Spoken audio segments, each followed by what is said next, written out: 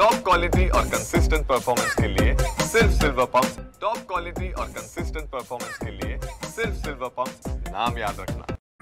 आपण सध्या भंडाऱ्याच्या पलाडी शेतशिवारात आहोत आणि बघू शकतो आपण हे शेतशिवार आपल्याला जे पाहायला मिळतं यामध्ये मोठ्या प्रमाणात ढेमसे, गलगले, पपई आणि अशा अनेक पिकांची लागवड करण्यात आली होती।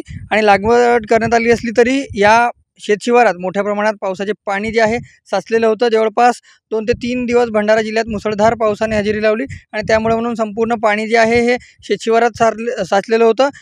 हजारो एकर शेती जी आहे ही पाण्याखाली होती आणि त्याच्यामुळे म्हणून अशात काही शेतकऱ्यांचे मोठ्या प्रमाणात नुकसान झाल्याचे चित्र पाहायला मिळत आहे। आपल्यासोबत बोलण्याकरिता येथील शेतकरी आहेत, आपण त्यांच्याकडून थेट जाणून घेऊया।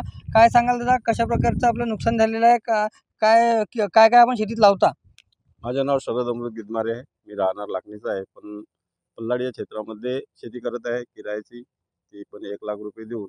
आणि ह्या 3 दिवसाच्या मुसळधार पावसानं माझी एवढी नुकसान केली आहे की 5 ते 7 लाखाचं माझं नुकसान झालेलं आहे। माझ्याकडं ढेमस, पपई, चवरा, दोडके, गलगले, काकडी, कारला, वांगे हे पूर्ण मी 5-6 एकराला भाजीपालाच लावत असतो। त्याची माझी पूर्णपणे नुकसान झालेली आहे।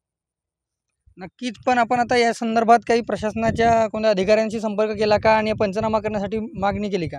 पंचनाम्यासाठी मागणी केली, पण कृषी सहाय्यक किंवा कोणी पटवाडी कोणीच आलेले नाही अजून। मी त्यांना फोन करून सांगितलं होतं की माझ्या शेतात असं असं आहे। त्यांनी म्हटलं मला काय फोटो पाठव, फक्त फोटो पाठवले मी। नक्कीच, तर या असे शेतकरी मोठ्या प्रमाणात भंडारा जिल्ह्यात आहेत ज्यांचं शेतातील पीक जे आहे या मुसळधार 3 दिवस बरसलेल्या पावसामुळे नुकसान झालेलं आहे। मात्र पंचनाम्यासाठी जेव्हा ते मागणी करतात, जेव्हा प्रशासनाच्या अधिकाऱ्यांशी ते बोलतात, त्यावेळी फोटो पाठवून द्या व्हॉट्सअपवर, अशा प्रकारचं त्यांचं उत्तर त्यांना मिळतं आणि स्वतः शेतावर उतरत नाही आणि अधिकारी जे आहेत त्यांच्यामार्फत पंचनामे होत नाही, अशी बोंब जी आहे शेतकऱ्यांकडून केली जात आहे। त्यामुळे नक्कीच प्रशासनाने याकडे गांभीर्यपूर्वक लक्ष देत पंचनामे करण्याची आवश्यकता आहे।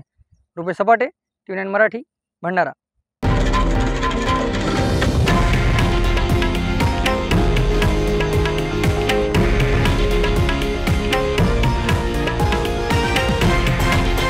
हे आहे देशातील नंबर 1 न्यूज नेटवर्क आणि आपण पाहत आहात TV9 मराठी, एकमेव।